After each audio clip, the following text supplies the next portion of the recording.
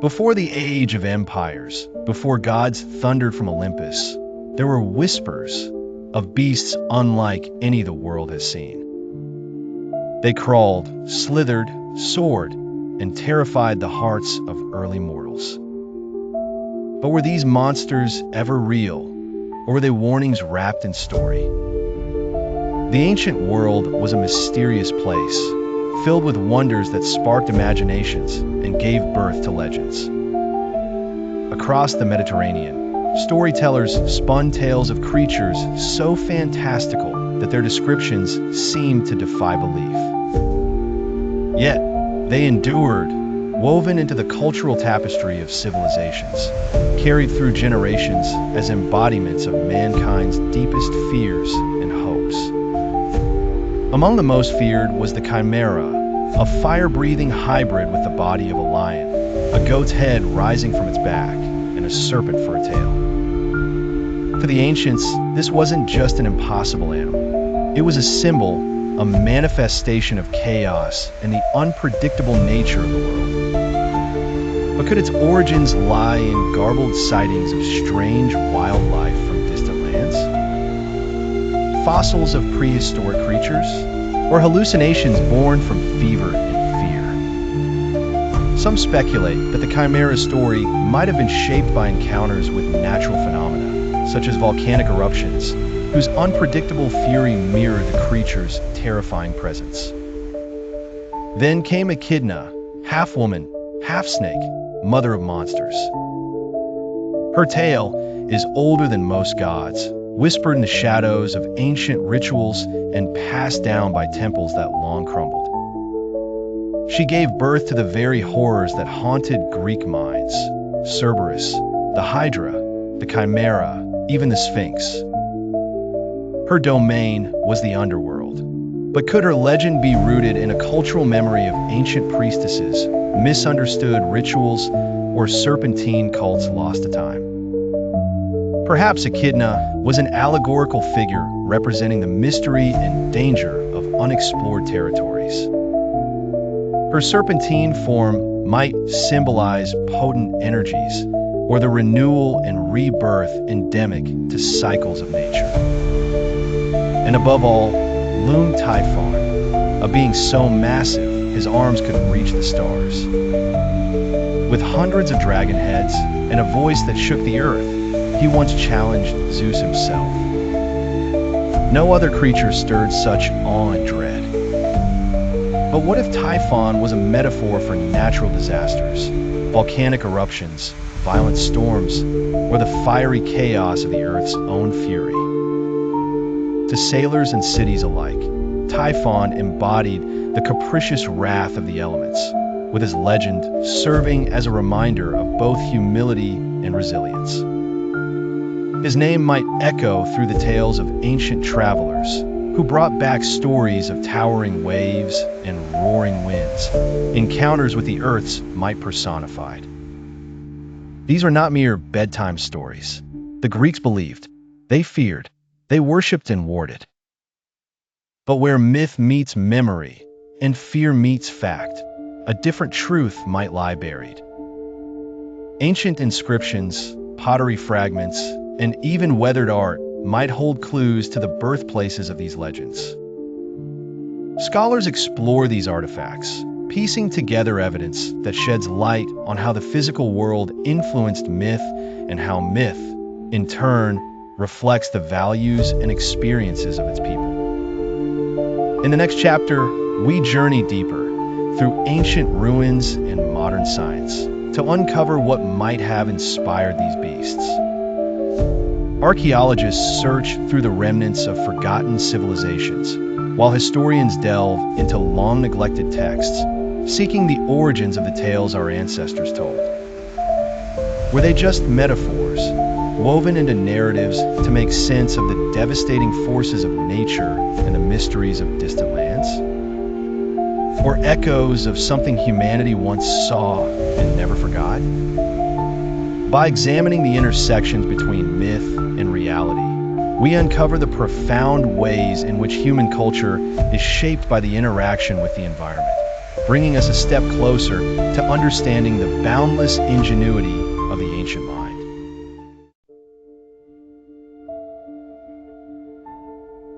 They say myths are echoes, but what if those echoes come from stone? In forgotten caves and wind-blown cliffs of the Mediterranean, something incredible has been discovered over the centuries. Bones, vast, weathered, and often unexplainable. To ancient eyes, these weren't the remains of extinct mammals. They were proof, evidence of the monsters they already feared. To them, a mammoth skull, with its single central cavity where the trunk once was, looked eerily like the skull of Cyclops. And it wasn't just Cyclopes. The massive skeletons of Protoceratops and other horned dinosaurs uncovered in fossil-rich lands of modern-day Turkey and Central Asia may have inspired stories of the griffin, a lion-bodied, eagle-headed beast said to guard gold in the eastern deserts. Herodotus, the great Greek historian, wrote of such creatures. He believed, so did traders, so did kings. The echoes of these monstrous myths stretched far and wide, influencing cultures beyond the Mediterranean. In the fertile valleys of Mesopotamia and the cradles of Egypt, great beasts adorned temples and tombs, serving as protectors and symbols of divine power. As merchants traveled, stories mingled and mutated, blending elements from far-flung lands. A traveler might return with tales of ferocious beasts that combined features of both real animals and grand fables, creating hybrids that prowled the pages of legend. In a world without paleontology, imagination filled the gaps. If a shepherd stumbled across a tusk buried in limestone or a tooth larger than his fist, what else could it be but the remains of giants? Monstrous serpents? Gods punished and buried beneath the earth. Even the architectural marvels of ancient times were attributed to the handiwork of giants and gods, lending a narrative pedigree so strong that it persisted through generations. And then there's Typhon's myth, which may have been born from the violent geography of Greece itself. The ancient city of Catania lies in the shadow of Mount Etna, a volcano that still breathes fire and smoke to this day. The Greeks believed Typhon was trapped beneath it, and that each eruption was his scream. Can you blame them? Natural disasters often became the tumultuous actions of displeased deities, their wrath feared as much as their favor was sought. Even the Hydra, with its many regenerating heads, may have stemmed from a sailor's tale twisted over time. Sea creatures like the giant squid, which even today elude human eyes, were exaggerated by fear, distance, and time. When survival depended on stories passed by mouth, a squid became a serpent, and a serpent became a monster. From the jagged coastlines of Scandinavia to the sunny shores of Japan, sea monsters appeared in folklore, reflecting a shared human anxiety about the untamed depths. Science has begun to decode these myths. Geological surveys align certain legends with seismic activities. Skull shapes and bone structures are compared to known extinct species. Yet what's remarkable is not just the facts they're built on, but how powerful belief alone shaped the ancient world. Monsters weren't just creatures, they were explanations, warnings, symbols. Sometimes they were even real, just misunderstood. But what about the monsters that don't line up with any fossil? No skeletons, no ancient bones. Just fear, just shadows. These are creatures spawned from the human psyche itself. In the next chapter, we'll delve into the darkest corners of the mind, examining the possibility that some monsters were never based on physical remains, but on the mind itself. It's here that we recognize another kind of echo, not from stone, but from the primal fears and profound mysteries confronting humanity since time immemorial.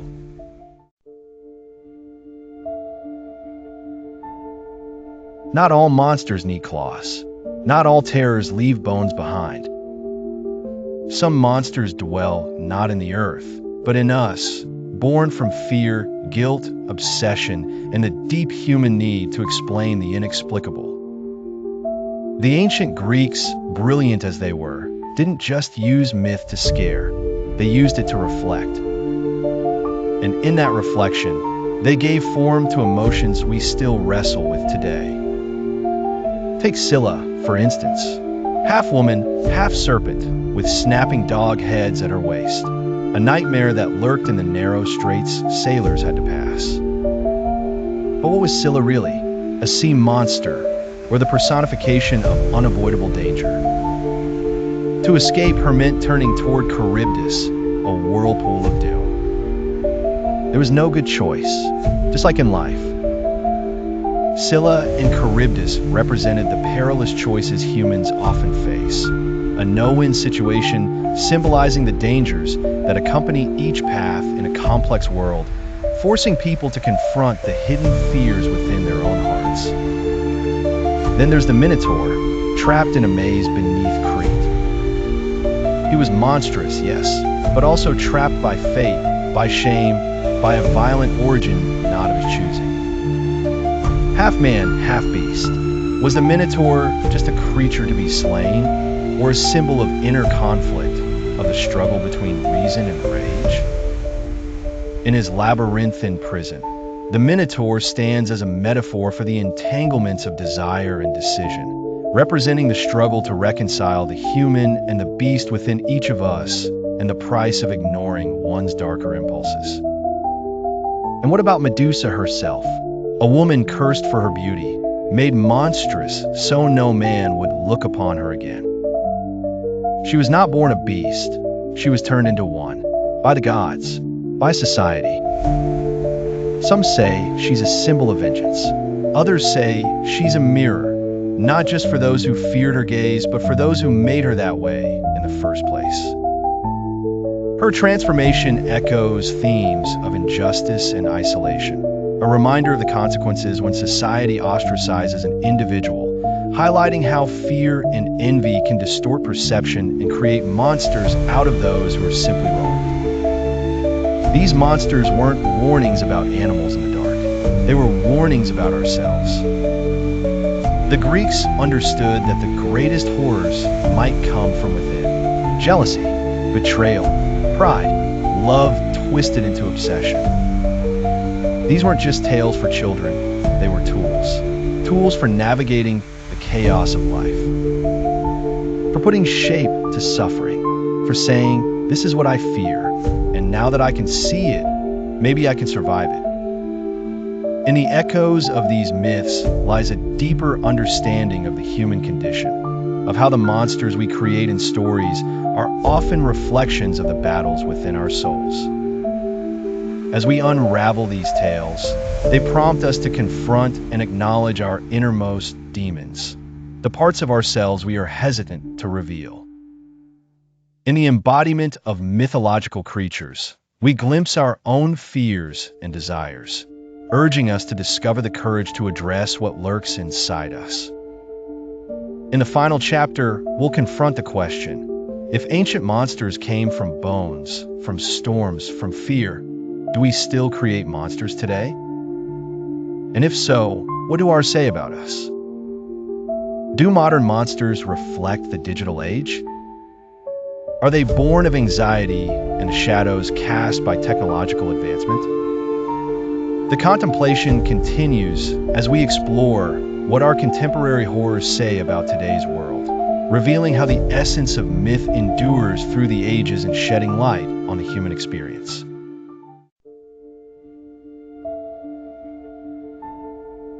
Centuries have passed, the myths have faded, the temples are ruins, and yet, the monsters are still with us. Not in the way the ancients feared, not lurking in caves or coiled in seas, but in our stories, our screens, and our subconscious. The names may have changed, but their shadows? Unmistakable. Just as our world has shifted from the ancient to the modern, our monsters have also transformed, becoming reflections of contemporary anxieties. These mythical creatures bridge realms, serving as timeless reminders of humanity's deepest fears and intrinsic curiosities. Take the werewolf, for example. The modern werewolf is the echo of the Lycaean myth, a man punished by Zeus for cannibalism, turned into a beast. Today, the werewolf represents the duality within us, the clash between civilized etiquette and primal urges. It's the monster hiding in plain sight, the unease of the unknown in the familiar. Vampires, with their seduction and savagery, whisper of Lamia, the child-devouring beauty cursed by Hera. The allure and horror of vampires lie in their ability to deceive, to captivate with charm before unleashing brutality. They serve as metaphors for the mesmerizing yet destructive aspects of desire and the eternal human obsession with immortality, a dream readily exploited by tales of the undead. In the endless parade of grotesque, unknowable aliens in science fiction, they bear the same creeping dread as the Gorgons, the Typhon, the Echidna, monsters born from chaos itself. These extraterrestrial beings are symbols of the bewildering, the unfathomable, existing just beyond the fringes of our understanding. They confront us with the terror of isolation, the fear of being overpowered by an entity with a mysterious agenda. We haven't abandoned our monsters. We've evolved them. Why?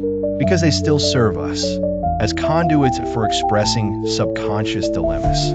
Monsters reveal uncertainties otherwise difficult to articulate. They help us process the unthinkable, to confront death without facing it directly, to warn, to entertain, to explain what science hasn't, or what it has but we still don't want to believe. Our monsters now wear lab coats, or sit in boardrooms. Modern monsters hide in today's technology, especially social media, feeding on attention and symbolizing fears of extinction, surveillance, and losing control.